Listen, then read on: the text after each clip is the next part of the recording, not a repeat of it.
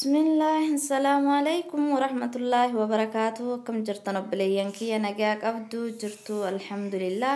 الله اللي دبata fuula keenya kan gogoguuf ta'u qabadhee dhihaadhee jira. Maalirraa akka qopheesse immoo walumaan ilaalla. Keenoo akkuma asitti argitan kana yoogartiidha. Yoogartiin afaan Oromootiin baadu moo itittuu jedhamase. Naafif saamee namni beeytan karaa kumantii jalaatiin kunillee daa'imaa kun immoo meeshaatti qopheessu. Kanuma lamaan tuna barbaachisa. Namni barbaadan ammoo loomillee itti hidhaachuu dandeettanii horii loomiin fuula keessaniif ta'u jechuudha. Amma ammoo yoogartii hagana ga'u takkatti godha. Agumaa fuula dibata yeroo takkaatii fi maankuma takkatti godha maankan takka nagaa. Fuula keenya hedduu tokko bareechaa hin laaffisa. Fuula goggogeef. Fuula hundaafiyyuu hin taha. Garuu fuula goggogee hedduu tokko bareecha yeroo masaniyyuu yoo dibataniyyuu fuula irratti namatti tolaa yoo dhiqatanii jedhaniyyuu fuulillee yoo suuna malallaafa. Hin qulqulleessa akka saamunaatii daa'imallee akkasuma maankuma takka qofatti godha.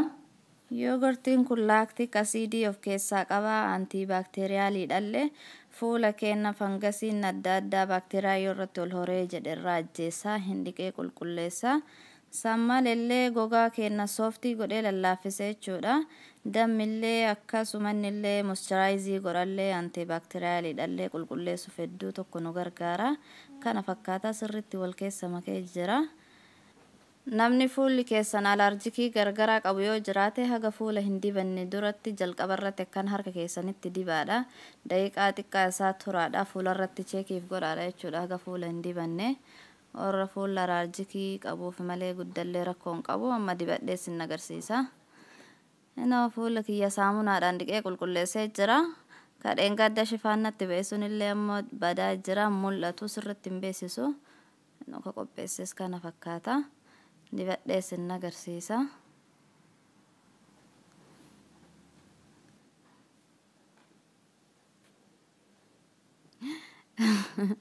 Fuula irratti of jijjigsaa jira natti tola. Harkuma kiyyaan irra natti tola. Waanuma hundayyuu harka kiyyaayyootti tareenaaf wayii harka kiyyaan dibadhee sin agarsiisa.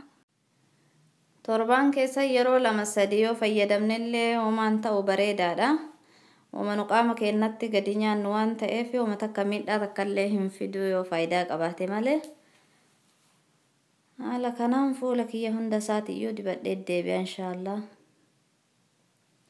Inoo fuula kiyya dibadhee kana fakkaataa hedduu tokko namatti tola. Yoo jaallattan like, share, comment, subscribe gochuu hin dagatinaa. Yaada keessan karaa komentii jalaatiin naaf kenna. Wayita gogee walitti deebina inshaallah. Kinoo gogee kana fakkaata. Inoo haala kanaan akkanatti yoo gadi qabu yoo fumaan irraa jigaa gogee jira. Akkana fuula kiyya hunda isaatiiyyuu dugugee ka'eeti wayita dhiquu gara akka hin dhibnee fi haaluma kanaan hunda isaatiiyyuu haga danda'e tokko irraa rigee kaasee fuula kiyya dhiqadhee deebi'a. Kinoo dhiqadhee fuulli kiyya kana fakkaata qulqulluu kana. Maashaallah lallaafaa tokko yeroo qabataniyyuu hedduu namatti tola. Har'aaf kana fakkaataa yoo jaallattan like, share, comment, subscribe gochuu hin dagatinaa. Assalaamu alaykum wa rahmatullaahi wa barakaatuh.